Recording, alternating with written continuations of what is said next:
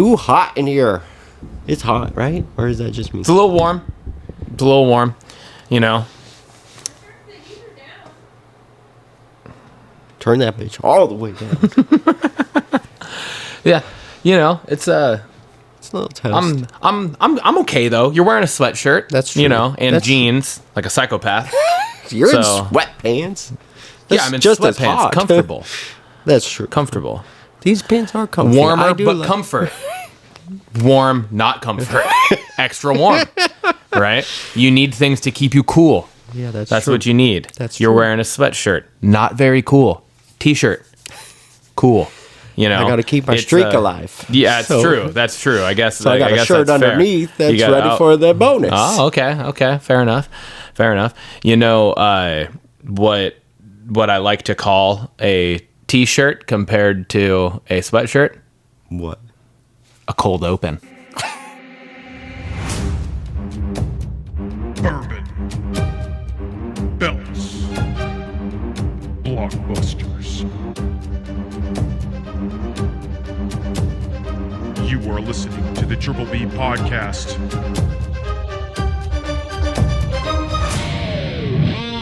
Let's fucking go. Tim, we're back. Yes, we are. We have made it another week We did. in our lives in the podcast. Yup. And another week of Seahawks football. Yeah, we did. We did. And we gonna talk about that. But first, more importantly, we got Tim's sweet cocktail of the week. And it is a sweet. It is sweet. A sweet cocktail. What do we got? And what we got is the banana nut old fashioned. This comes from a recommendation from my boss, Jessica's boyfriend, Taylor. Went to a restaurant and highly recommended this. Said it's dessert in a cup. And so I was like, that sounds really good.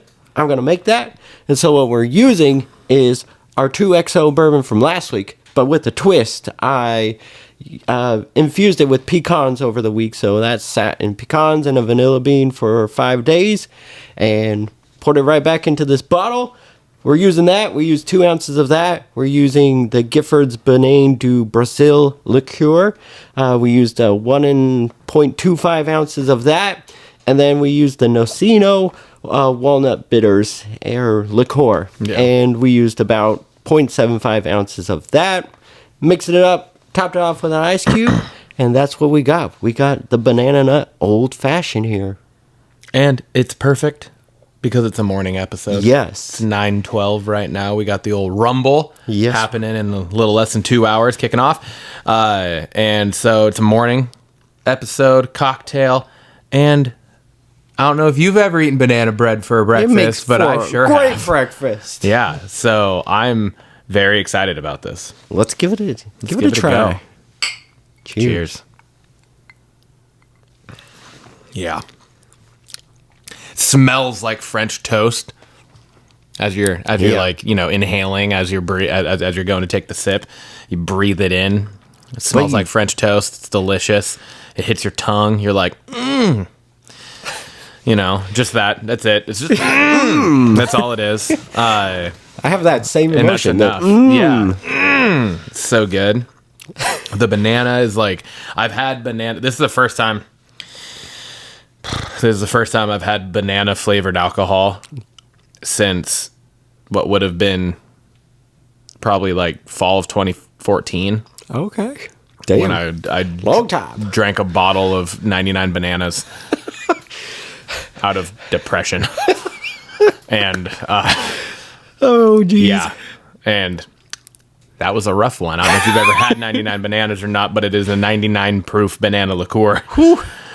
I got fucked up on it, and it was not a great time in my life, and I have not had it since. So when you said, I got a surprise for you, and you hit me with the Forgetting Sarah Marshall, but it wasn't his banana. It was the banana liqueur bottle.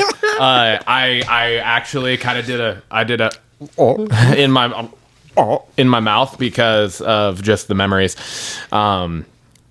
But boy, you brought me back Hell I'm on board again. Yes. I'm here for it. That is delightful. It is all the flavors. You get the walnuts, you get the pecan with the vanilla, you get the bourbon, you get the banana. It tastes like banana nut bread. It tastes like banana bread. And I like said, in a great way. Yes, fantastically. And I said earlier, I was like, I think that's something that if my wife was still drinking, which she doesn't drink anymore, and even when she did, she didn't like alcohol. Yeah. And she did not like the flavor of pretty much anything. I think this is actually a cocktail that she would have been like, oh shit, that's good. And she, like whiskey, absolutely not. There's no way you're getting her to drink it. So I think this is one, like, this is fantastic. Sweet. Yeah, this is fantastic. It's a 10 out of 10 Would you say for that's me. 10 out of 10? Absolutely. Absolutely. Hell yeah, man. Hit us with Hit another us one again. here. Love it. Thank you, Taylor, for the recommendation. Yes, that is delightful. Is so good. I'll be making this several times. Yeah. Now, we are on to the most important talking point that we have today. In all honesty. I mean, And that is Hawk Talk, baby. yes! We're going to the fucking Super Bowl. The Seahawks made it. Seahawks are going to the Super Bowl. Second year under Mike McDonald. This is the first time for so many players on our team to make a Super Bowl. We have a handful of guys that have been before and have won in Ernest Jones, won it with the Rams in 2021 or in whatever year that was. So it's really cool. It's really awesome to really just like Leonard Williams, 11-year vet, going to the Super Bowl for the first time. Beating the Niners was his first playoff win. Like, it was only like the second time he had been to the playoffs in his career because he went with, I think, what was he, the Jets and Giants, I think, were the two franchises he's been with before us. He made it one time. Yeah, he made it to the playoffs with the Giants the once, but I think like those are the two franchises the two he was with before us. This is DeMarcus Lawrence's first Super Bowl as well. You know, made the playoffs, handful of times in his career. And he famously said before the Dallas. season, I don't think I'm ever making a Super Bowl in Dallas. Yeah. And and here he is. Here he is, first year with Seattle. We're in the Super Bowl in a large part because of his play this year, Hell right? yeah. Like, goddamn, man, the dude's been a monster. So then you look at Sam Darnold and that fucking story. Right, He can't win the big game, and it's like me and my buddies were talking about that yesterday, and it's just like, what? That's such a bullshit statement, even because before the wild card game last year, he had never been in a big game. In his career, exactly. He played with the forever dog shit Jets franchise, the Panthers, and then he played for the Panthers, who were also equally dog shit at that point, and they're trying to pull themselves out of it now, but like they made the playoffs with an 8-9 record this year. So it's like, hey, congrats. Best of the worst. And then he goes to the Niners, rides the bench, He's the learns, backup. opens up his stuff. At this point, it's like he's washed. Everyone thinks he's washed. He goes to Minnesota, still expecting to be a backup because they just drafted J.J. McCarthy. Right? McCarthy goes down. Darnold has a career year. But because of J.J. McCarthy being a first-round quarterback, they let him go. He comes to Seattle, has another career year, and then leads us to the fucking Super Bowl literally on his arm last week because for something about the Rams, our defense has a hard time with the Rams. Yes, they do. They do. It just is what it is. And it's not even like necessarily a scheme issue because it's just that's how it's always been, no matter who our defensive coordinator is. Yeah, no kidding. Even when Jeff Fisher was the fucking Rams coach, it was still seemed like the Rams always just had our number kind of thing. Yeah.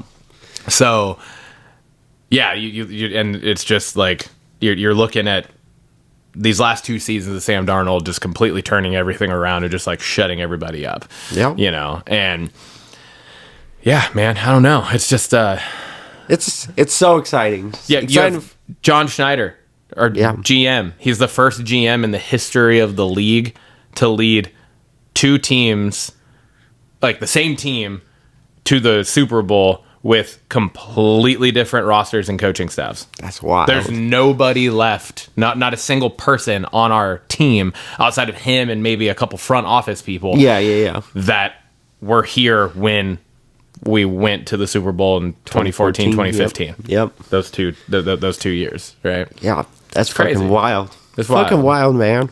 So the game was great. It was a fucking. That was a Super Bowl in itself. Like, Yeah. it had that feel, especially and after watching the AFC Championship game. Yeah, seriously. And it was like, it was a 2-score game most of the game for us. Yeah. Right? Not most. I guess half the game.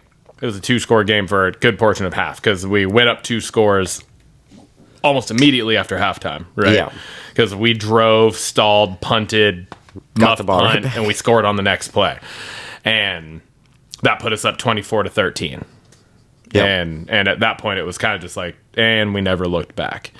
Right, there was a some moment in the fourth quarter where it was like, oh shit, with the Reek Woolen situations, Penalty, yep. the dropped interception, beautiful pass breakup on 3rd and 12, taunting penalty to give him a first down, and then immediately gets burned by Puka for a 34-yard score. Just I hate back that to guy, back to back, but and it was he's just so like, fucking fuck, good, man. dude. And then so now it's a 4-point game, 24-14. Or no, sorry, 24-20. Then we score, they score, and then we stalled or whatever the hell happened. We gave them the ball back. They drive down there at 4th and 4. Or 3rd and 4. Yep. From the what would have only been like the fucking 6-yard line or something, because I think they could pick up a first down. Yeah, So there was the like 2 a or 3 brief or moment, something. yeah. So, they're inside the 10, drive with 4 minutes left in the game to potentially go up 3 on us, and he throws a route to the front corner of the end zone. Witherspoon breaks that bad bitch up. He said, no, which was beautiful because he'd been getting torched all game. Like, our best defensive back had been getting burned. And not even burned, it was weird because it was like, it's our home field, but he, like, couldn't find his footing. Yeah. Right? And part of that is Devontae Adams' twitchiness still as a 33-year-old receiver. Yeah. Right? Couldn't find his footing. And just like he'd move and Spoon would move to keep up with him, and he'd like his foot would and then he'd just fall. And it was just like, what the fuck? And so for him to have that pass play, that breakup right there on what could have been a game deciding play, he breaks it up, boom, goes to 4th and 4. They kick a field goal. They're still down 1 with 4 minutes left in the game, and they also haven't really stopped our offense that much either, so obviously they go for it. I don't know, I would have kicked it if I was the Rams. Really? I thought they made a big stop the drive before that, so I feel like I would have gone for it and felt more confident that they could get in range for a field goal. But they didn't. They go for it on 4th. And thankful. There are if we go on next week to win the Super Bowl, I think there are 3 plays in the last. There are 2 plays, 3 absolutely beautiful defensive plays from our guys within those 2 plays. The third down and the 4th down on that drive, that could potentially go down as like 3 of the best defensive plays in the history of our franchise. And the reason I say that is the way Devin Witherspoon had kind of been cooked all game, and then he comes up on that 3rd down, huge. Breaks up that pass. And that's a straight PBU. Like, it wasn't like the receiver just dropped it. He straight up broke that pass up. That was just great defense. So that leads to the 4th down, and these are the 2 most important. Devin Witherspoon recovers on Terrence Ferguson to break up and almost intercept that ball in the end zone on 4th down to give our offense the ball back, to set them up to put a drive together to just kill clock, right? Which we ended up doing, gave them the ball back with 24 seconds and no timeouts. Like, there's nothing you could do. Yeah. Pretty much, right? To drive 92 yards because our punter's fucking the best punter in the world and pinned him at the 8-yard line in the moment where it's like, you need that, and he did it. So there's that play. The biggest play, though, that isn't talked about enough, I don't think, and that old douche waffle Sean McVay tried to say was just luck, on our part. DeMarcus Lawrence. DeMarcus Lawrence. Yeah. And here's the thing is he said it was a fortuitous bust by our defense that Julian Love overran the running back, because he did, and that DeMarcus Lawrence just happened to drop into the passing lane. That is such a fucking bullshit way to put that, and just absolutely discrediting the veteran savvy of DeMarcus Lawrence's 12-year fucking career. Yep. Because he said, like, he has put interviews together now talking about it and just kind of like laughing about what Sean McVay said, because he's like, yeah, no, like, I've been in the league long enough to recognize that if a running back just sprints out, that's a hot route. Yep. He's hot. That's the quarterback's first look.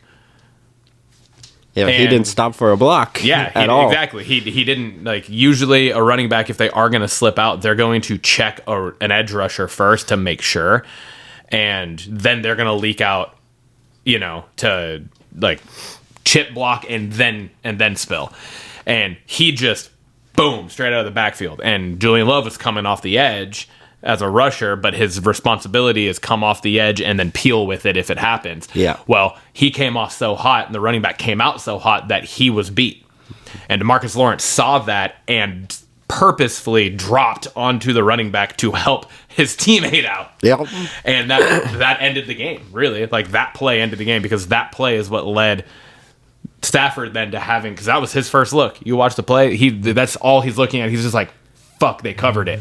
And then he turns, and now he's just trying to find somebody. And we had Puka smothered. We had Devontae Adams smothered. We had their other fucking receiver. I'm forgetting his name. We had him. God damn it, I'm gonna forget his name. We had him taken care of too.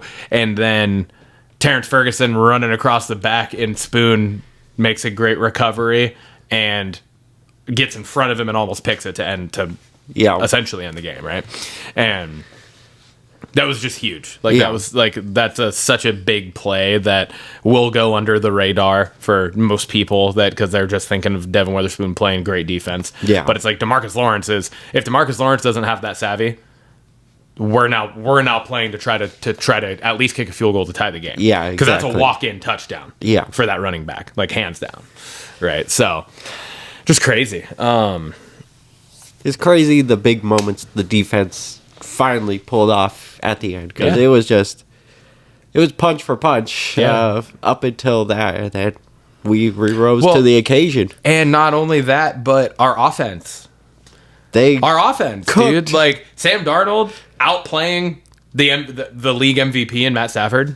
Hell yeah, Like, man. there's no way Drake May wins league MVP over Stafford. I can't imagine that actually happening. So Matt Stafford will end up being that league MVP, and I will be absolutely, like, shocked if that doesn't happen. Absolutely. And well deserved. Well deserved. He's a fucking amazing quarterback. But he outplayed him, you know? Yeah. Just straight up outplayed him. And it's, again, we're talking about fucking Sam Darnold. Mm-hmm. Nobody expected it. And he's ours for 3 years. Yeah. Well, 2 more now, but Yeah. I love it. Yeah, dude. Brought us to the Super Bowl. Mm-hmm. Yeah, man. My biggest things was just, again, all phases kind of came through in the clutch in their moments. Offense really carried us through this, but special teams had that turnover. That gave us a crucial lead there at that point, and then towards the end, the defense just came up with huge moments, especially tackling Nakua in inbounds at the very end. It would have been wild if they could have benefited from that getting out of bounds, because it was still like 3 seconds left. But still, it let the time run down, so it was perfect. Yeah. And then K9 crushed it last week in the absence of Charbonnet, and really just took over that lead back role, kind of what we were calling for all year. And it was beautiful, especially on that last drive to chew up the clock. Yeah, I mean, he didn't have like a huge game in one area, but he put up like another 112 total yards, right? Like, I think he rushed for 62 or something and had like 48 or 40 something. Came out hot with the TD. He got that first down on the last drive for us. And it's just big plays when you needed them. And let's talk about Cooper Kupp. Hell yeah. dude. I mean, what a fucking moment too. And I did you hear the whole elevator story from week 16? No. So from week and this is crazy too, and it's huge because week 16 is what propelled us to this, right? And we're down. What was it? We were down 16 points or whatever. We were down 30 to 14. Game, yeah. So at halftime or going into halftime, we were like driving, getting ready to score, right? And Cup fumbled the ball. Yeah. And essentially ended the half in a way, right? We ended up going into the half at whatever the score was. I don't remember what it was at halftime, but we were down significantly. And both teams' booth people were, sharing an elevator on their way down to the locker rooms at half. And the Rams got a little chippy and were talking to themselves, which usually it's just quiet. They don't talk usually in that situation. And they start talking to themselves, asking, "Oh yeah, who was it that fumbled the ball there towards the end?" And one of them's like, "Cup." And then the guy that asked started just like laughing, snickering about it, and that pissed off our coaches, and there was like almost a physical altercation. Like coaches were having to be held back from each other because they were like trying to fight each other in the elevator, and then like spilling out, and then like in the hallway and stuff. And that was then told to our locker room at halftime. Damn. And that essentially like helped like the motivation of like, no, fuck these guys, we're winning this game. And they came back. Obviously they won. The rest is history. We got the number 1 seed. We're now home field advantage through the playoffs. We won the NFC West twice in 6 weeks. Really? Like we played the Rams in week 16, the Niners in week 17, or sorry, week 18, and then we turn around and we play the Niners and Rams back to back in the playoffs to knock them both out, end their fucking seasons, and move on. So, last thing I have to say about it is fuck the Rams.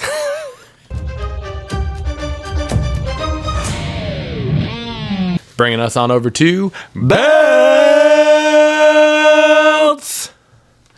Tim, my brother, what do you want to talk about?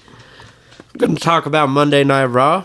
I'm going to start off with the Rio and Vaquer versus Judgment Day match. I thought that match cooked. Mm-hmm. I thought it was well done. Yeah. The chemistry, again, we've talked about it, between Liv and Rhea is just off the charts. Like, they're just so good in the ring together. Yeah. And it really shows. What I would have liked to see, and I get it, because Raquel's kind of going for the title right now.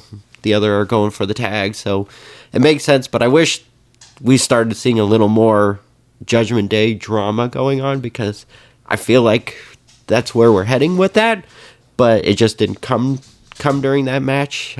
So that's really all. The match was good. I really enjoyed it. Just thought it needed a little twist in there to kind of push the story. I think it's gonna happen. Oh, I think for sure It's happening today. Oh, I agree. Yep. It's happening today. Yeah. Yep. Yeah. Okay. I'm not going to say anything else about it because I'm going to end up saying it. Okay. Leave it. And I'm waiting. I'm waiting until our predictions. I love it. Next up, Vision is on board with Breaker winning the Rumble. Ain't no way. Yeah, I don't know. Something was weird about it. It's fishy. very weird. Something fishy. But then there's also the rest of the fact of, like, Paul Heyman has constantly been on his fucking phone. Yeah. He's texting, like, they're all sitting back there, and Logan Paul is, like, talking about this whole plan, right? Yeah. And Paul Heyman's, like, talking to somebody. He's got something up his sleeve. It's a weird situation. Something is happening, and It's I don't know very what's not brewing. Logan Paul. Yeah, right. It's weird. Yeah. It's just very, very weird, and it has me intrigued though, which is a good thing, right? So Yeah. I'm excited for it. I just don't know where it's going and who I is he think talking to. the best angle for the Vision moving forward would be, maybe not yet, but eventually when the breakup does happen, because it's going to happen, it needs to be all four of them trying to pull Paul Heyman in different ways. I like that idea. You know? I like that idea. And like they're all like, oh yeah, this. But then they're all like separately talking to Paul Heyman and they're like, hey, like, I think this could like we could really be something. We could really run this place, you know. Yeah. But I think we got to get away that type of thing. I think it would be pretty solid. Yeah. Because that's something I think would be kind of new that we haven't, to my recollection at least, we haven't really seen a team like in turmoil because of a fight over their Oracle type person. Yeah. Right. Especially someone like Paul Heyman, Paul Heyman, literally the GOAT of doing it. So the other weird thing about Division is the treatment of Bronson Reed. He got a victory over Roman Reigns last year, and he's kind of an afterthought in this group. It's all about Breaker. Breaker is the big stud out of them all, but I mean, you were pushing Reed pretty hard, and he's just kind of like an afterthought. So, just a little nugget there.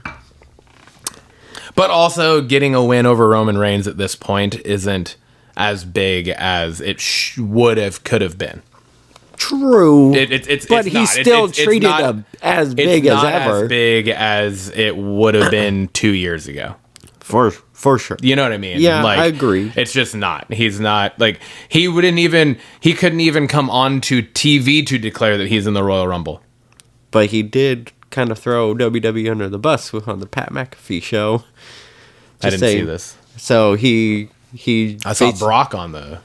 So he declared, but then there was an interview where Roman said WWE hasn't done anything creative in the last 2 years. Everything's the same, and that he's left and given time for people to rise and be stars, and they haven't done anything. He said Nick Khan's a really good guy, good boss and everything, but they haven't done anything creative. Yeah. So, kind of wild. Don't know if that spins into something or if it's just him shooting from the... He's not wrong. It's true. It's true. He's not wrong.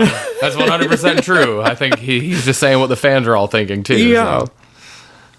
And then my banger of the night, it's kind of a culmination here. A culmination, if you will. But AJ Styles versus Punk, the match was amazing, even with the interference, because it was my boy Finn Balor that did it. And bullshit. It was just... But the way that it led to Finn throughout the night was, you know, he shook Punk's hand at the beginning. They were thanking each other.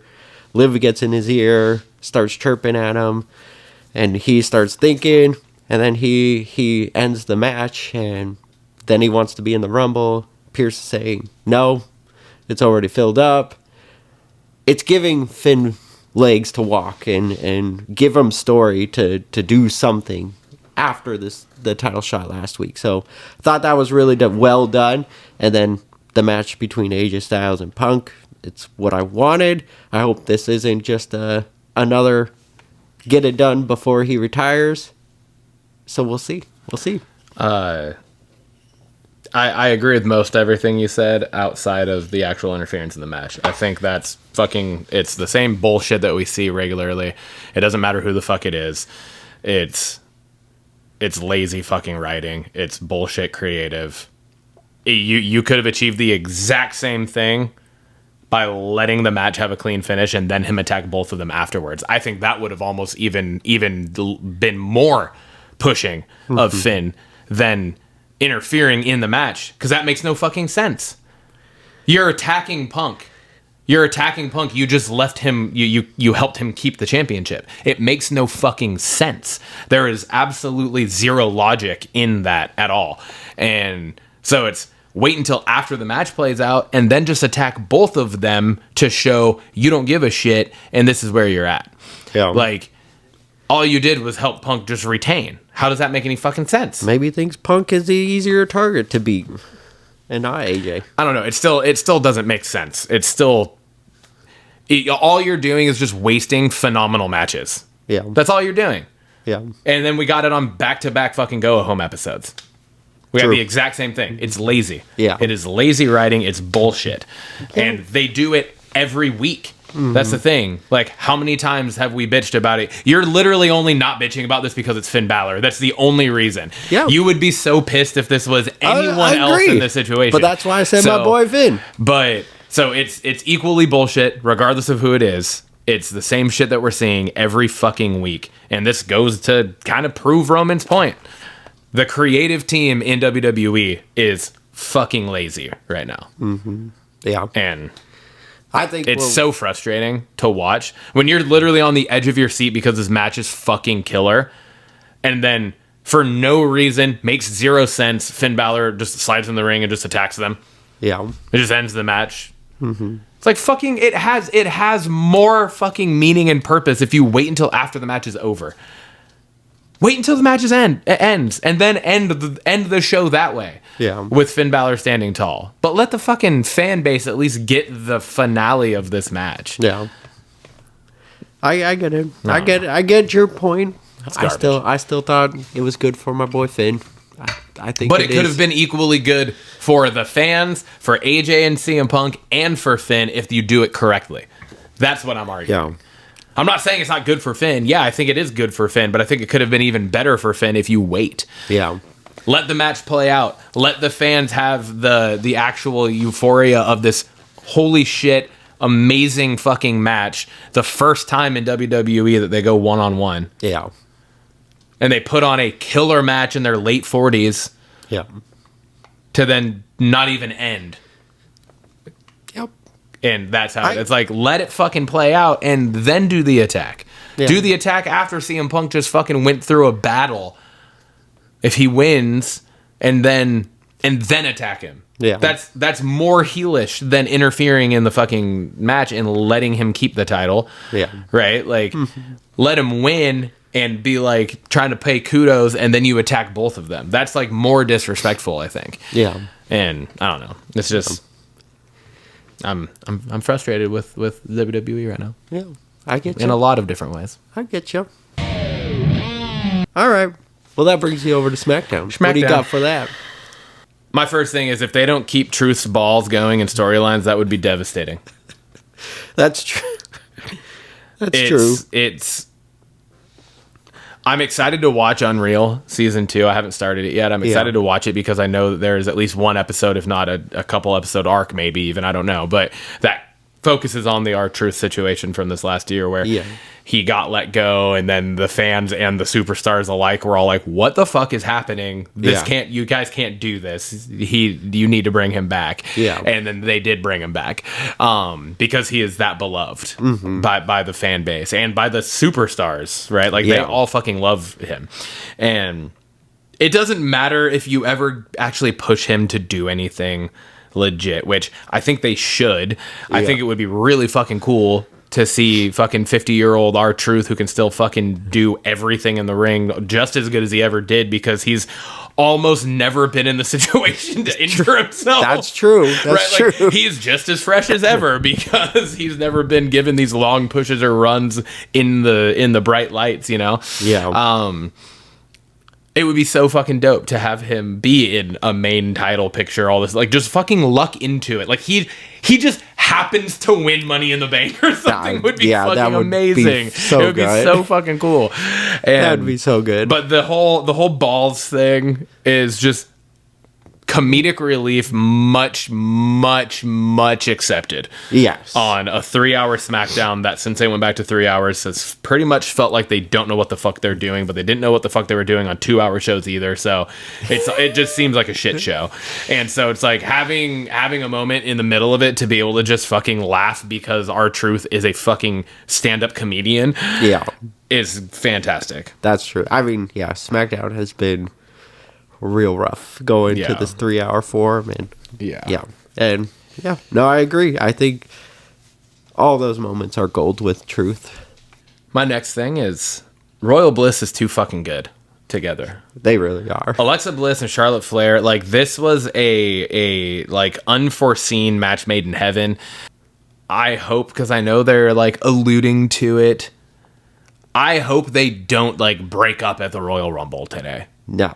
You know I what I don't mean? think Like, they will. I hope they won't. I hope that this is all like, I hope they swerve us in the other way because having them break up would not be a swerve in any way, shape, or form. It would be like very obvious because again, that's what creative does. Is they don't hide anything anymore. They just put it all out there and they're like, this is what we're gonna do and you're still gonna like it. And then they do that exact thing and it doesn't shock anybody because there's nothing shocking about the content that they're putting out anymore. The only way I would be shocked is if Alexa Bliss is the one that does it, and whatnot. But even that, I wouldn't be that shocked anymore. But I don't think so. Yeah, I don't think it would get any. No, it wouldn't be hyped up. No, it wouldn't be good. No. Like they're so over as best friends right now that if either of them turn heel, they're just like if Charlotte goes heel again. She's gonna be booed out of the building, just like she was, and it's not like it's not a Dom Mysterio getting booed out of the fucking building because he's so over. What happened when she returned? Yeah, it would be because they're sick of seeing Charlotte in that role. Yeah, and nobody wants to see Alexa Bliss in that role right now. No. The only way Alexa Bliss can go heel is if she joins the fucking Wyatt Six. And they start fucking raving, just running amok on the roster. So yeah, they're so good together. Just the whole back and forth in the ring before Judgment Day came out. It's just good. It's too good. It's great. Good. It's their chemistry is fantastic.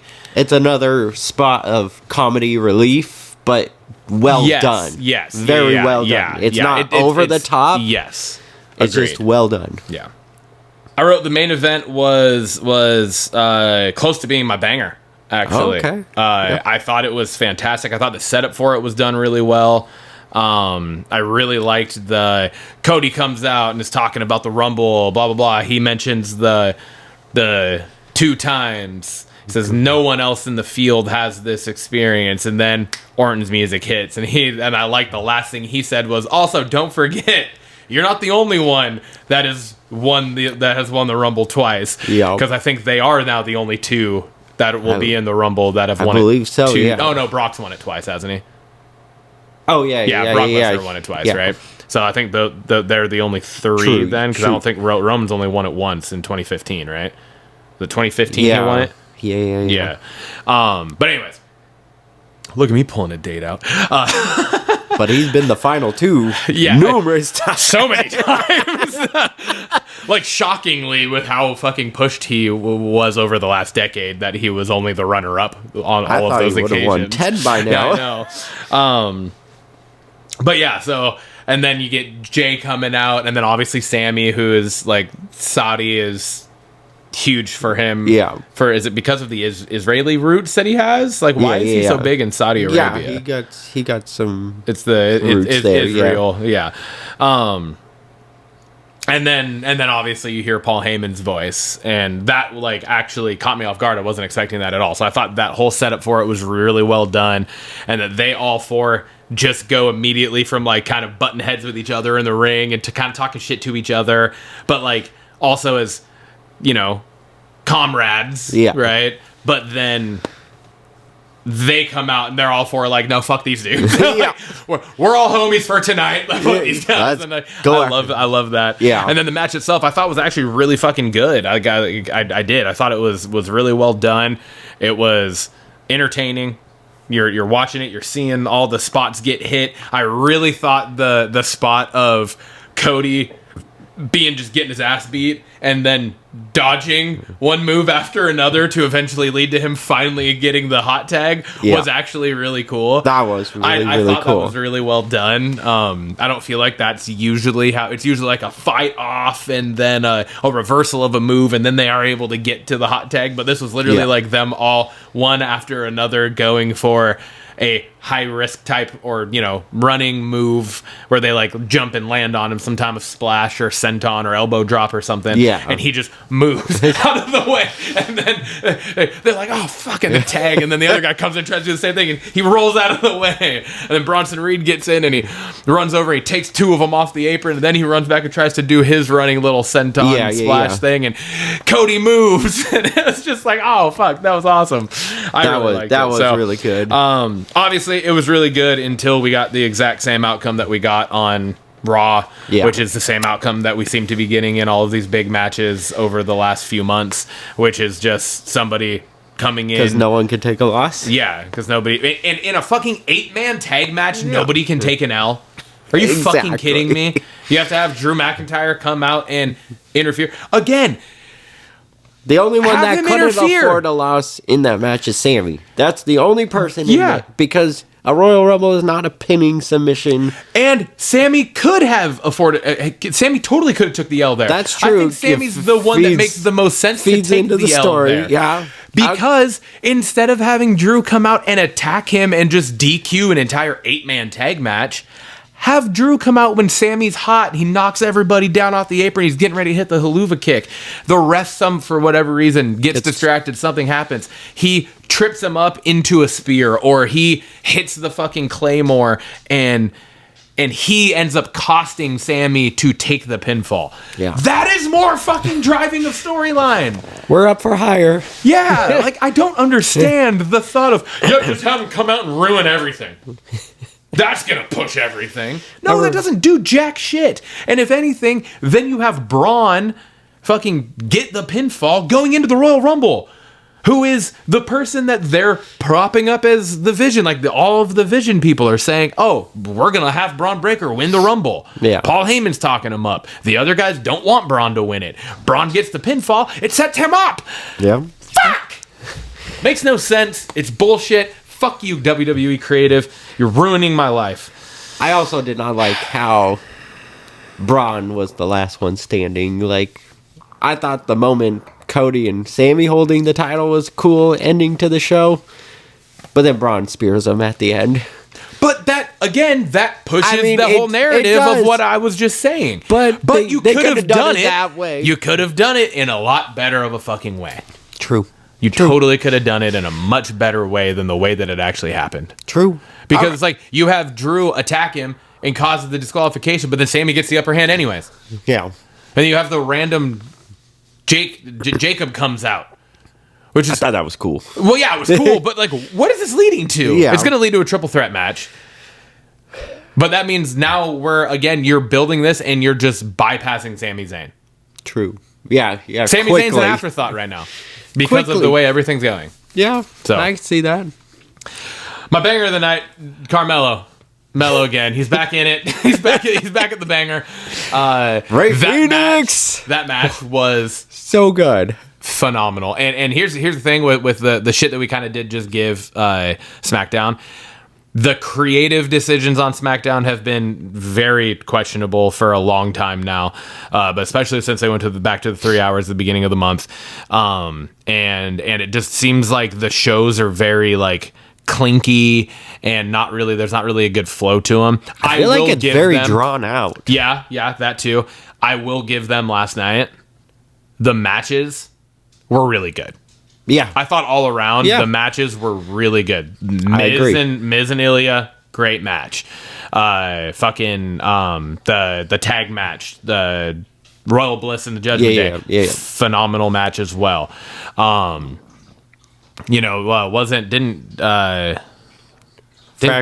went against Axiom versus Gargano. Yep. Another killer match.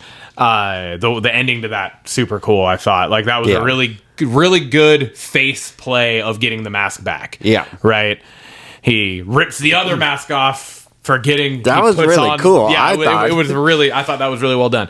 And then am I thinking of last week? God damn it! What is his name? The pretty boy, the toxic masculinity dude. Week. He didn't wrestle last night. Last night. Okay. I was gonna say because even that match was solid too. But yeah, I just thought all around. I thought the matches were from pretty much top to bottom on the show were all around solid. But Mello and Ray Phoenix. And as soon as it was like, I paused it when Mello came out and he was like up on the rope, and they said, "Who's gonna answer the challenge?" I had to pause the show and go do a couple things, so I came back, turned it back on, and Ray Phoenix's music hit. I was like, sit the fuck down. I was like, oh my god, it's happening. This is gonna be fantastic. And it was. I thought it was sure amazing. it was gonna be the Miz or something. Yeah, it was amazing. Yeah. It was absolutely that fantastic. match killed it. I thoroughly enjoyed it. Yeah. Yep. All right, bringing us over to the belts question of the week this week that apparently you kind of confused the hell out of me. So I wrote, pick a finishing move. It's a 2-part question. So pick a finishing move. One that the name does not fit the move or the character. And I wanted you to rename it. It does not say does not fit. That's maybe where I got confused. Typo. I was like reading it over and over. Sorry. Read it again. Sorry. My bad. Yeah, that was my bad. That's on me then. There was a typo. I forgot the not. Forgot the very important part of that. So yeah, it's one pick a move, a finishing move that the name of it does not fit the move or the character. And I wanted you to rename it. Okay. Mine is even kind of a flopped play on this because I just couldn't get past it. So what did you have? Obviously, your answer is your answer, and I fucked that up. That's my bad. It is what it is. I went won't be more posting this one probably. the skull crushing finale from The Miz. I went more of a. It doesn't fit his character so much. The name of the move. The name of the move. Okay, like it just doesn't like. So I wanted to rename it the D-lister. It's a play on Hollywood. Play on Play Hollywood. on his character. He would be dropping people down to the D list, right? Exactly. Yeah. And he's But bringing them down. Also, like that's kind of a play on the whole name too, because it's like, a D-list actor or whatever is like hella low, but also delisting, like taking them off the list of contenders. Yeah. Right. I thought That's my a cool name. I thought that. My name was cool, and it just it totally fits into his character better than the skull crashing finale. Yeah, I agree with that. I like that a lot.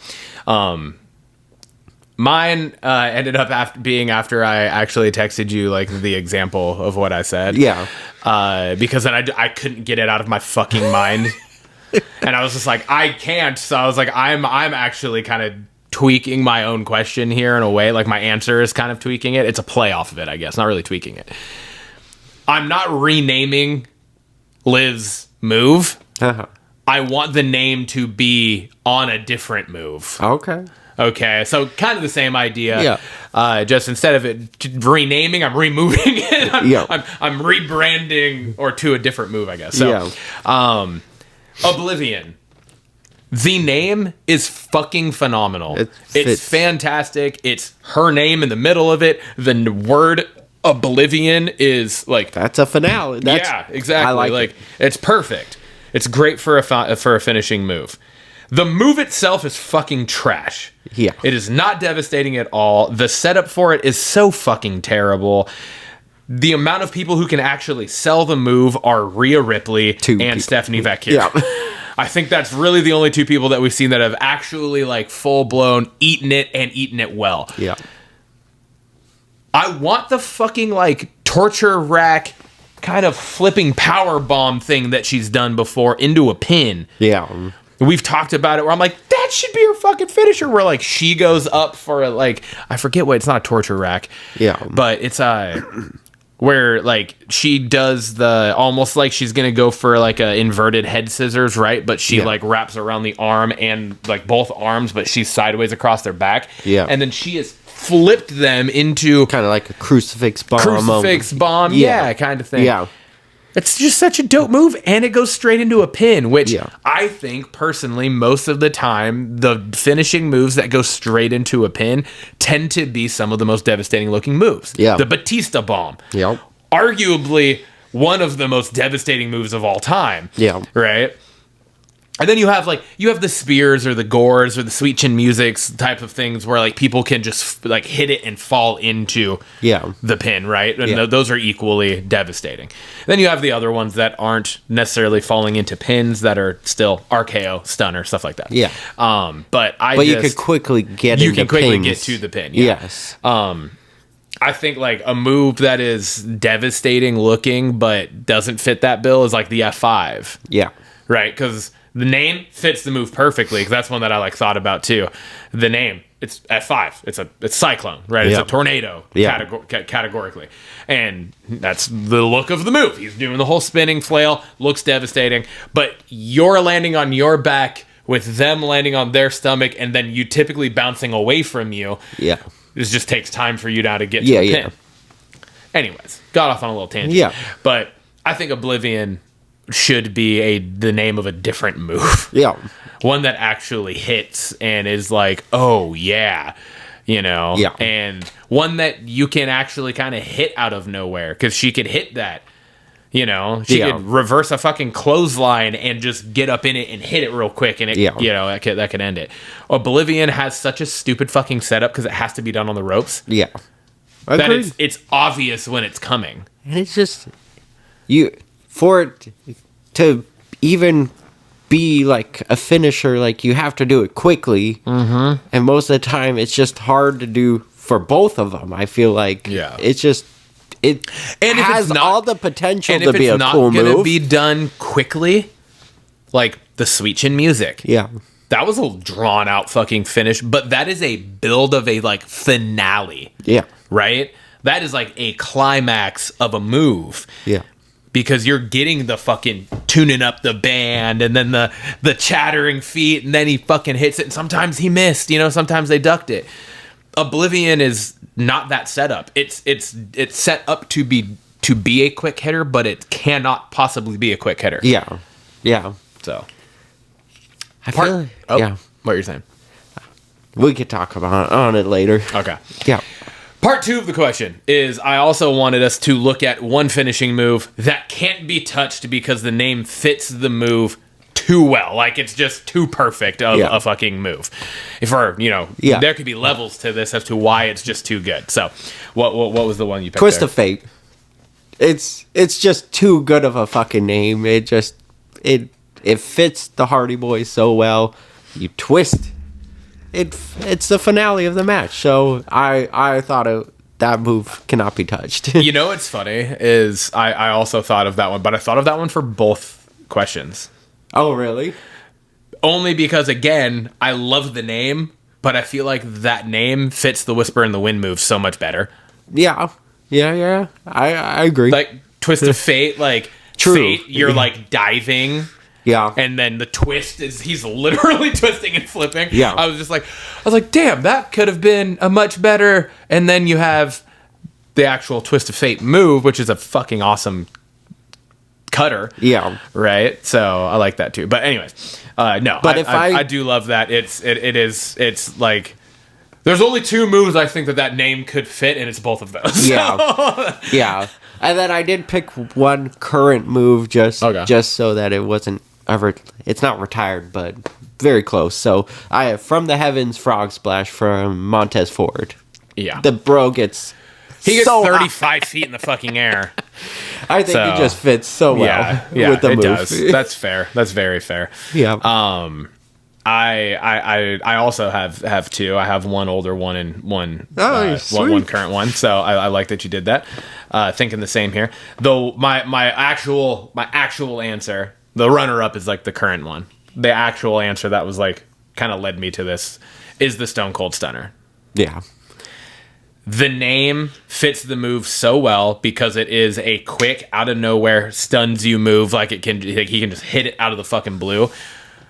But then the wordplay on the fucking name too, Stone Cold Stunner. Stone Cold Stunner has like historically been like, ooh shit, look at that person, you know, like they're a Stone Cold Stunner, you know, like, you know what I'm saying? Yeah. And then so like to take that play on words into this redneck fucking don't give a shit, fuck the boss persona, I just thought was a really cool fucking. I just think it's super cool. Plus, to go further on the play, wasn't he like stunning Steve Austin? Yeah, like with the long blonde hair. Yeah, so it just fits. So Stone Cold Stunner, like it all around just fit everything. And yeah, so and also it was like Stone Cold Steve Austin, so it was like there is the other play on the Stone Cold where it's like icing people out, kind of like, oh, you're Stone Cold. Yeah. Right? Like, you know what I mean? Like, there's 2 different ways to look at that. The wordplay works on both of them. The move itself is fucking out of nowhere. It hits you fast. Can hit it on anyone. You can hit it on anyone at any point. I just thought it was too perfect. The other one that's that's still currently being used and is only used by one person is the GTS, the Go to Sleep. Yeah. Just getting dropped from above to just taking a fucking knee straight to the face. Like, That is one of the most believable knockout punches in the WWE. Yeah. Right? Is that move. And when you hit it, when he hits it on the correct person and they fucking sell it, Seth Rollins, arguably the best of all time to take the fucking GTS. Yeah. Because he straight up takes it. Like, he's like, just knee me in the fucking face and I'm going to react the way my body naturally reacts when I get knocked out. Knock me out so I can make this look good. Yeah. You know, to the point where on the fucking the Raw debut last year, Punk went to the ref and was like, "Hey, check him." Yeah. You know, Exactly. so yeah, I just thought it was solid. Yeah. Without the typo and me fucking up writing it, and I apologize for that. Solid question. So I think Fun. it was a fun one. Yeah, for sure. Fun. And it got me especially the first one. Whether I got the answer right or wrong, like to fit your answer, I thought it was fun to look into that. Yeah. Bringing us on over to Blockbusters. Nailed it. Focus features. Focus features. Treat yourself. I believe I'm up first. Are you caught up on this? Nope. But You I'm fucking excited. whore. You're a whore. You're a whore, Peter. You're a whore, Timmy. How have you not watched this shit yet? Because we watch so much things. Make priorities. I know. This is one. It's MCU. But there is no bigger priority in our lives, Tim, outside of family. Yeah. There's no podcast priority larger. That it goes Super Bowl, MCU right now. Once February 8th has come and passed, it's the MCU. It always has been. Yes. It's the reason we do this. Daredevil Season 2. The synopsis is, in Season 2, Mayor Wilson Fisk crushes New York City underfoot as he hunts down public enemy number 1, the Hell's Kitchen vigilante known as Daredevil. But beneath the horned mask, Matt Murdock will try to fight back from the shadows to tear down the Kingpin's corrupt empire and redeem his home. Resist, rebel, rebuild. The cast, same, for the most part. Right? You're getting all the main people from Season 1 back. Plus... Jessica Jones! The return of Christian Ritter as Jessica Jones. Let's fucking go. Let's go. I think of all of the Netflix characters, she's the second best. Yeah. Followed closely by John Bernthal's Punisher. But I personally, I had like a weird... No, okay, weird. That sounds creepy, but not like that. Nothing sexually, guys. Come on, calm down. But I just had like a really weird connection with Jessica Jones. Because I'd never followed anything that had to do with that character before, and so that show was so like eye-opening to me, and I don't know, it was something really special to me. Yeah. And so like I love her character. I love that actress in this role. Yeah. I love that the MCU now is just saying fuck it. This has such a good fan base. Let's just run it back. Let's run We it don't back. need to fucking, like, we want these characters involved. We don't need to recast them. Let's just bring them back. Yeah. Because they're, like, the fans it would have been an uproar if all of a sudden you had somebody else playing fucking Jessica Jones. Or you had somebody else playing Matt Murdock or Wilson Fisk. Like, they're too fucking good. Nobody else can play the Punisher right now. It's John Bernthal. Like, that's it. And so for them to listen to the fans, that really tells you something. And how much of a cult following the Netflix series had. Yeah. I'm so excited for this. Yeah. I'm so excited. I don't even need to watch... I mean, I need to watch it, but I don't need to watch it to be so hyped for this. Right? Yes. Because the trailer... I'll give you that. The trailer did enough to hype you up, and to The have fucking Jessica trailer Jones. was so well done too. Yeah. It's so cool. Like they're dancing, and then all of a sudden, like the music hits, and he's like falling, and it's.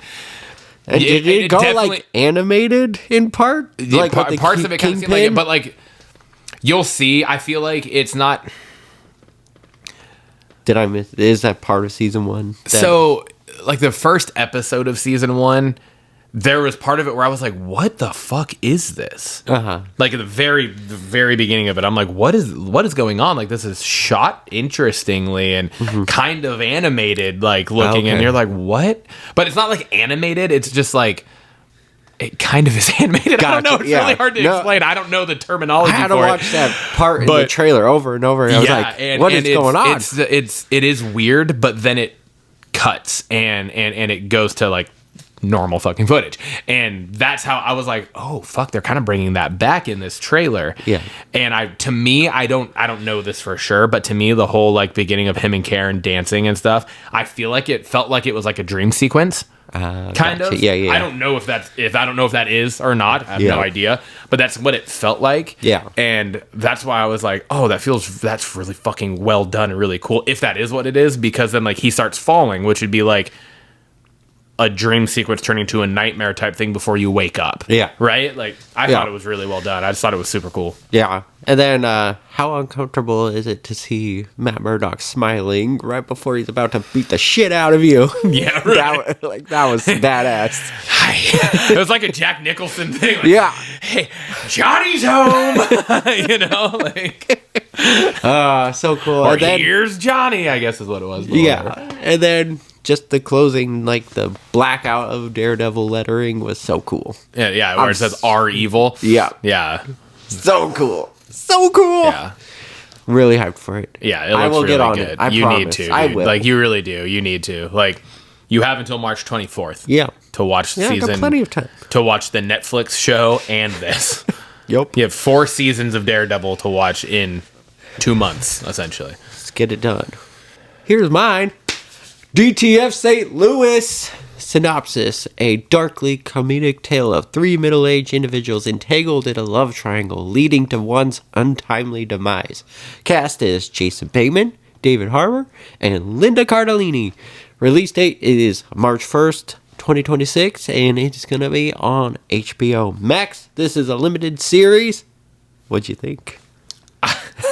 I didn't see anything about this. I had no idea about this at all. And then so I opened the trailer. I didn't even read this. I had no idea who was in it. I think I saw when I copy and pasted into the slides, I think I saw Linda Cardellini's name, but that was it. I didn't pay attention. And so when it opens and like Jason Bateman's one of the first faces, I was like, what the fuck? And you see David Harbour. This is in the trailer, so it's not a spoiler. You see David Harbour fucking dead. Yeah. I was like, what the fuck is this? I was like, what is going on? And then the trailer, it's just like, holy shit, man. This looks fantastic. It looks so good. I'm so excited for this. It's like a all dark 3 comedy. of them So are good. phenomenal, all in their own right, and all of the things that they've done. And also, like, what a kind of rat pack to bring together, you know? Yeah. Like, if you would have asked me to, like, put 3 names together to make this show, never in a million years would I have landed on these 3. Yeah. But it's perfect. Mm-hmm. So, I don't know. Like, I'm fucking stoked for this. So stoked. Anything Jason Limited Bateman. series disappoints me already because Yeah. I know this is going to be fantastic. And limited series is typically about Just a 6 one-off. episodes. Yeah. And You're that's just going to it. want to keep it going. I know. So hopefully it gets like a fucking just absolute following and they're like, okay, we'll run it back for season 2 because that'd be cool. But Yeah, that would be I awesome. guess if one of the main 2 people or main 3 people die and the I feel like opening there could be. sequence, I mean, like, just how the do way you- the trailer played out, there could be story. Yeah. Linda- It looks so good, though. I'm very excited for this. I'm a huge Jason Bateman fan, so Yes. anything he's in, I'll watch. But really, she wasn't in it a lot, but Linda Cardellini is just She's a been in gem. She's been in a ton of shit, though. For sure, Like, but I'm just saying she really shined in the thrown brief it all spot. the way back to Corey Matthews cheating on Topanga Lawrence Yeah. on the ski trip. I mean, there's kind of cheating going on in this. Yeah. It looks like so. And fucking Dead to Me. Dead to me. Yup. Absolutely amazing. That kind of gives me some vibes of She's that show. fucking Hawkeye's wife Yep. in the MCU. Yep. Like, and then you have David Harbour and Jason Thunderbolts. Bateman just needs to get into the MCU. Yeah, we just need that. I want would him love to be a that. comedic villain. It'd be so funny. Either that or he could kind of play a really good Riddler.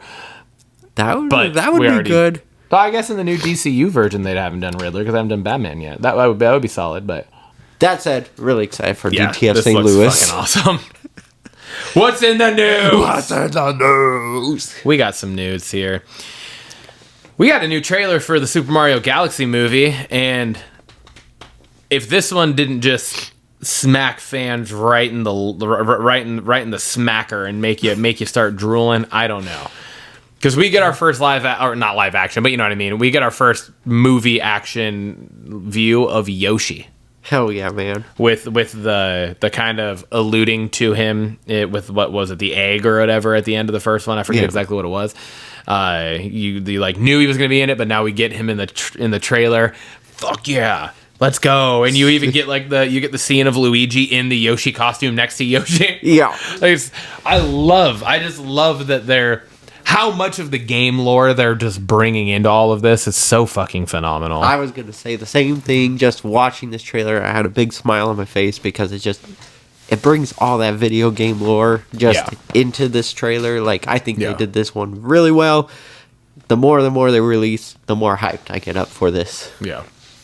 Next up, just some exciting news. Shrinking has already been renewed for season 4 ahead of its season 3 premiere. It has now since it got renewed on Monday, I think. It was like Monday or early Tuesday, and then the first episode dropped Tuesday. Yeah, which it dropped early. Yeah, it said Wednesday. I know. Everywhere I read said it was coming out Wednesday. Like, even after Lindsay got because it's her Apple account. Yeah. And so, like, she gets notifications when certain shows that we watch have new episodes. Yeah. And so it was like Tuesday. She's like, oh, new episode of Shrinking. And I was like, no, it comes out tomorrow. I was like, what? No. I was like, it comes out Wednesday. I was like, what the hell?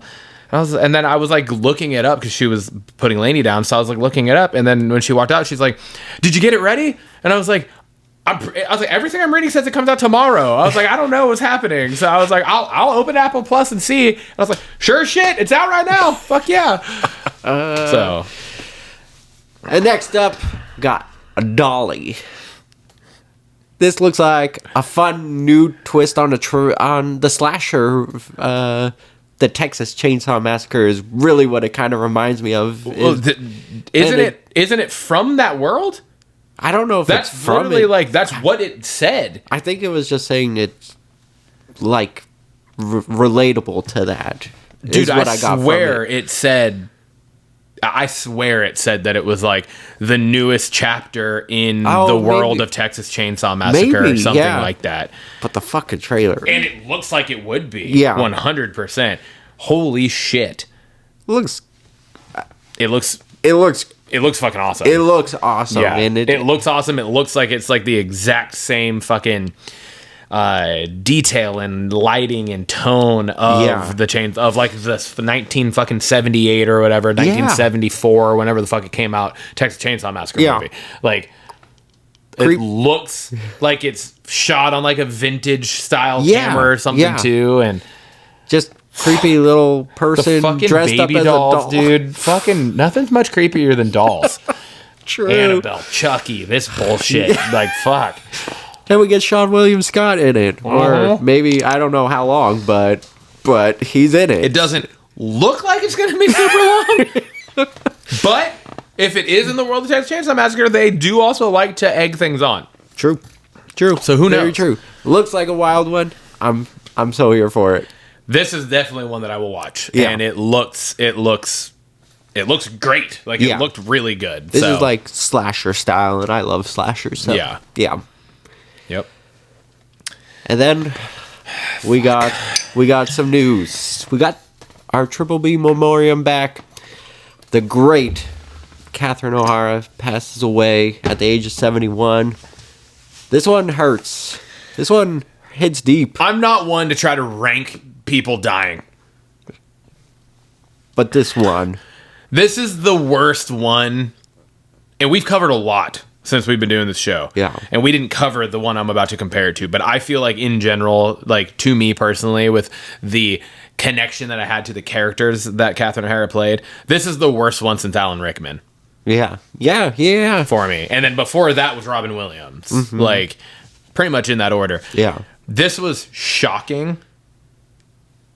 It was after a brief illness. Is what it said. So we don't know what that illness was yet. It hasn't been disclosed. But I mean, dude, she was a vital part of the fucking Seth Rogen, why am I forgetting? The studio. Right? Like a main character in that show. she's been involved in so much shit, dude. Was it Macaulay Culkin getting his star, or was it her getting a star? It was Macaulay Culkin getting his that was just recently Hollywood too. Star fame, and she spoke at it, and just pure joy on the crazy. screen. Moira Rose, absolutely will go down as an iconic sitcom character there. Not, I guess that's not necessarily a sitcom, but you know what I mean. Yeah. Fucking Beetlejuice 1 and 2. Home Alone. The just fucking Best in Show. Best in Show. Thank you. I was gonna say the dog show movie. Like, she's been in so much stuff, and it just seemed like there was so much more. Yeah. And like it like crazy to think, but it was like she was like hitting a fucking stride of just absolute dominance in the industry. Yeah. To just pass away at 71, and nowadays that's fucking young, dude. 71 is not very old anymore. Yeah. You know. Yeah. I mean, you got fucking I'm gonna forget his name. He's a musician. He's like just announced he's going on a fucking world tour at 84. Oh shit. I was like, what? What are you doing? It's true though. It's just like 71's not that old. Like, especially to just we've been seeing more of her recently too, and it's just wild. Like, my mom's turning 66 this year. Yeah. That's 5 years from wild. My mom being that same age, and it's fucking weird. Yeah, super weird. Well, this is to Catherine O'Hara. Yeah. That's bringing us on over to our special segment of the week this week. It is the final episode of January of 2026, which means our Bingecap for January, where we just rehash all of the shit we've been watching throughout the month for the show and on our own. Tim, what do you got? All right. For movies, kind of a dud. I mean, most of this is just for the show. Watch one battle after another. Train Dreams, Jay Kelly. But I did get to the theaters with Haley, and we watched The Housemaid, which was so good. So good. I'm so fucking jealous. Me and Lindsay have been talking.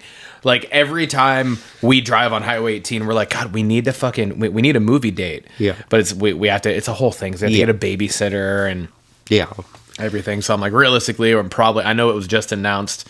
I didn't look at it yet, but like the date where it's going to release on a streaming. Oh, okay. We're probably going to end up having to wait for that, but highly recommended. Lindsay wants to see that show or that movie's so bad. So I'm fucking stoked for it. Well done. I think it held up to the book, and couple differences, but welcome differences from the book, and so really enjoyed it. I think Haley enjoyed it just as much. So yeah, that was my movie. So not a lot, but I did make up for it in a lot of TV shows. So sadly enough, I literally wrapped up Schitt's Creek 2 days before, and just was emotional about the ending, just because it's a happy sad ending, and then 2 days later only to find out she passed. That was sad. New Girl, I was talking about how I've been watching that. I'm into season 2 right now. I wrapped up His and Hers. Phenomenal little limited series there as well. That ending, holy shit. Just the whole show, really.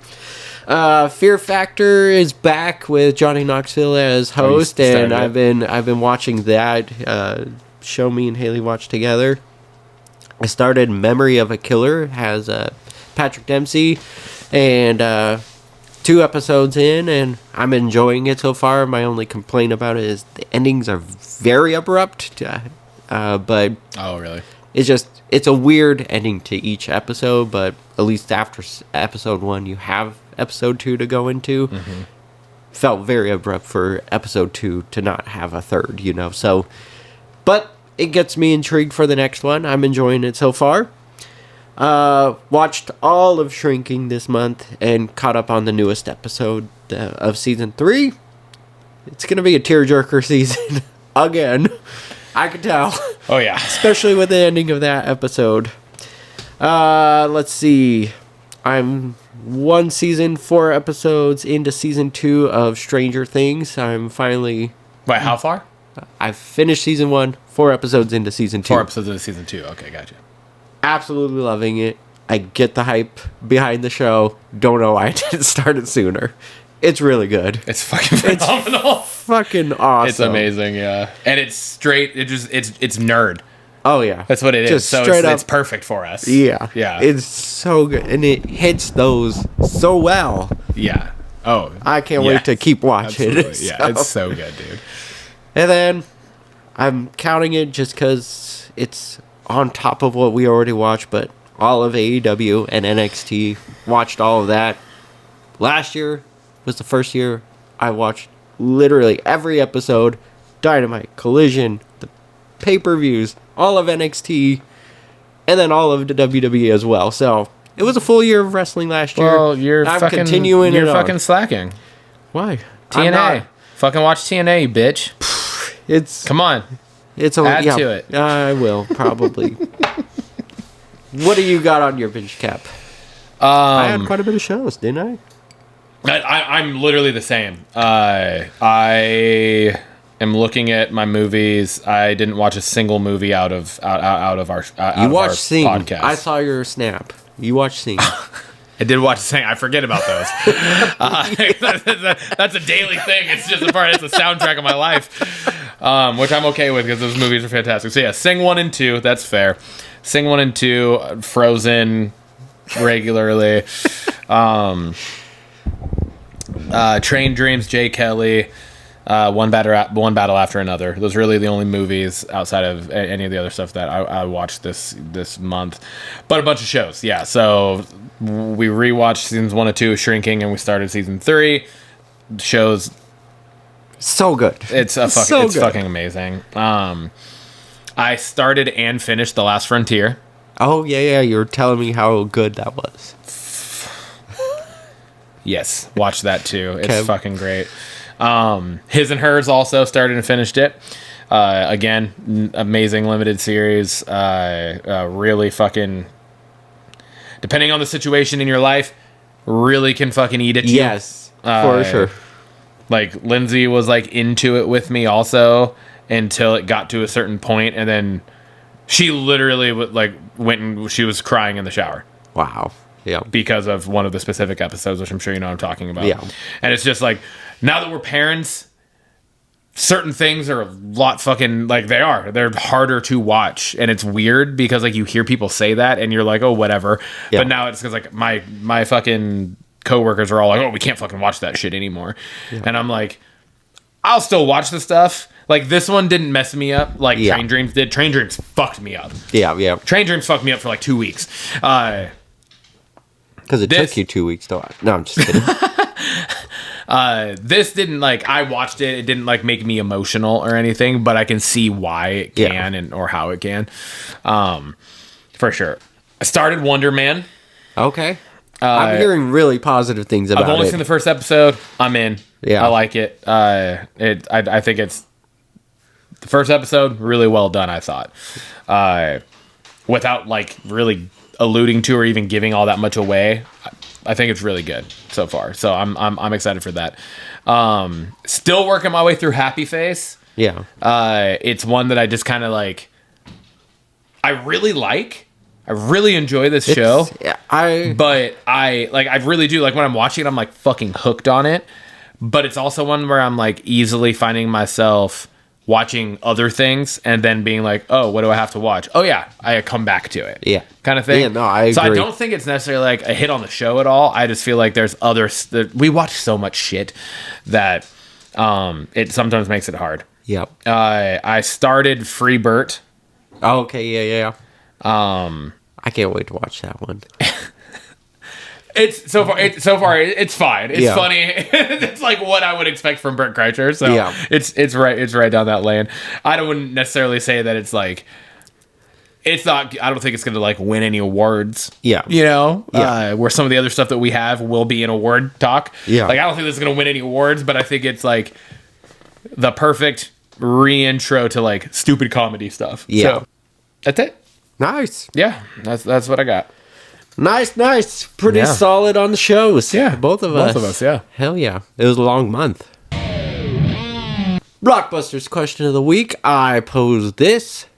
if you had to swap the lead actor of a legendary movie with someone completely wrong for the part, which swap would it actually kind of work? Name the movie, the actors you're swapping, and discuss why it could work. First off, I just want to say, great question. Like, I think this is, I don't know if you came up with this or if you had like AI help you or something. It's me. This is just straight up out of your brain. This is a great question because this is such a fucking wild concept to think of. Right? Like, we've talked about this on the show a little bit before where we like, I think this was actually one of our questions where we've talked about like actors who have passed up roles. Right. Yeah. And then like we've thought back to like butterfly effect type things too, of like how different those fucking movies or shows would have been and what career trajectories, projections would have been after that. Trajectory is the word I wanted. Yeah. So like this is such a cool concept of a question. And so I really enjoyed this. Nice. And I think my answer is going to make you go, what the fuck? That's the point of this. I went with Indiana Jones. Okay. Arguably the most iconic character of all time. Yeah. Like when you really look at it and you start researching a little bit, Indiana Jones, and it might not be the one that's at the forefront of a lot of people's minds, but when like people are polled, Indiana Jones is one of the top characters that people resonate with. Yeah. For whatever yeah, reason.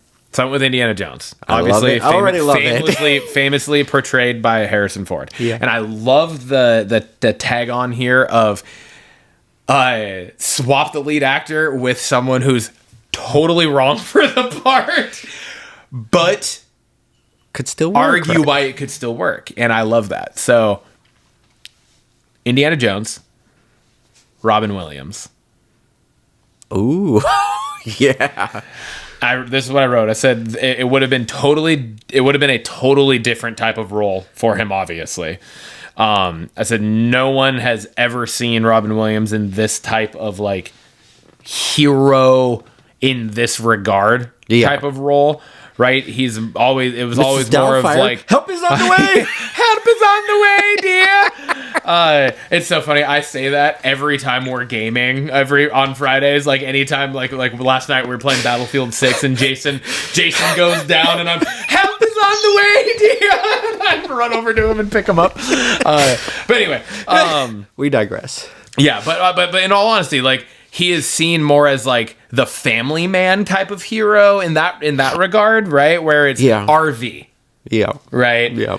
Fucking even to a point, Jumanji, you could argue, right? There's he's not the action hero Yeah. in any way. Yeah. Right? He played a couple creepy characters in 1 Hour Photo. Yeah. And Christopher Nolan's, was it Insomnia yeah. with Al Pacino, right? But he never played like I don't think anybody looked at Robin Williams as like, oh, he's gonna beat me up. Yeah. Kind of role. But that's why I think Indiana Jones is perfect. Mm-hmm. Because I don't feel like anyone, like even watching all of the movies and knowing what the history of Indiana Jones is and all that, like still, I don't think Indiana Jones isn't like a fucking Rambo type action hero character.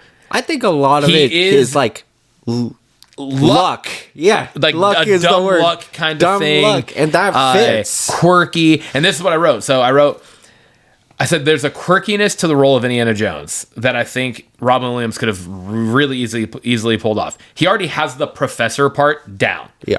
Like that part's easy. He played that role in a couple different of his films, like where he has the glasses and he's the teacher, the nerd, kind of character, right? Yeah. Oh my fucking God. Matt Damon, Ben Affleck, Oscar, Good Will Hunting. Yeah. Good Will Hunting, fucking Dead Poet Society, right? Like that kind of even Hook. He's like a office fucking true. Yeah. Like business nerd kind of guy. Yeah. I think he has that down really well. And so the action parts, I think because of that quirkiness and that kind of dumb luckery that Indiana Jones tends to fall into, I think he could have fucking played that actually really well. I think it could have ended up being a really cool fucking thing. So I agree. I really enjoyed this question. I thought it was really cool, and it really like made me fucking think. And when I settled on this, I was like, fuck. I like it. I like it a lot. Like, that would have been fucking cool. That's a cool one. That's what I went with. What about you? Well, you kind of preluded to my movie choice, and it's with the Here's Johnny, The Shining. Oh shit! Who's Jack Nicholson's character? I would replace him with Tom Hanks. Jack Nicholson had that creepy, right off the gate feeling and he kind of just has that look down. The way this would really work with Tom Hanks is he's like a family man kind of guy, like you trust this guy.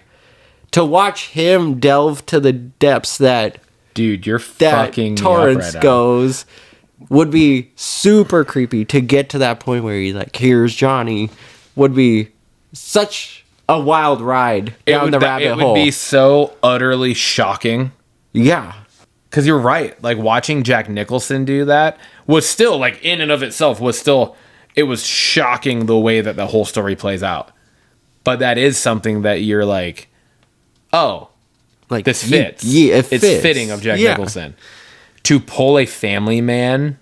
And to my record, I don't think Tom Hanks in anything like that. Role. No. That would just be fucking wild. I thought it was a super fun question. Dude. And to make a connection there too, Tim Allen would also be another interesting fucking pull in that too. Toy Story. Tom Hanks and Tim Allen, obviously. Yeah. But holy shit, dude, Tom Hanks in that. But he has the acting chops to pull it off too. Oh, hands down.